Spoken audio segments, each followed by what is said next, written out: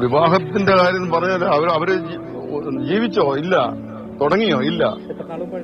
2 ആഴ്ച കഴിഞ്ഞതേ ഉള്ളൂ. പുലർച്ചെ 4 മണിയോട് കൂടിയാണ് അപകടം ഉണ്ടാകുന്നത്. ഇരുവരുടെയും വിവാഹം 30-ാം തീയതിയായിരുന്നു. അതിനുശേഷം ഇരുവരും മലേഷ്യയിൽ യാത്ര പോയി മടങ്ങുകയായിരുന്നു. ഇരുവരെയും കൂട്ടാൻ പോയ നിഖിലിന്റെ അച്ഛൻ ഈപ്പൻ മത്തായി, ഒപ്പം തന്നെ അനുവിന്റെ പിതാവ് ബിജു പി ജോർജ് എന്നിവരും ഈ അപകടത്തിൽ മരണമടഞ്ഞിരുന്നു.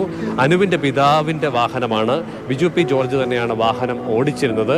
തിരുവനന്തപുരം എയർപോർട്ടിൽ നിന്നും അനുവിനെയും ഭർത്താവ് നിഖിലിനെയും കൂട്ടി മടങ്ങിയ സംഘം സഞ്ചരിച്ചിരുന്ന കാർ കൂടൽ പോലീസ് സ്റ്റേഷനിൽ പരിധിയിൽ വരുന്ന മുറിഞ്ഞകൽ ഭാഗത്ത് എത്തിയപ്പോൾ, അതായത് മുറിഞ്ഞകൽ SNDP ഗുരുമന്ദിരത്തിന് നേരെ മുൻവശത്ത് പുലർച്ചെ 4 മണിയോട് കൂടിയാണ് അപകടമുണ്ടായത്.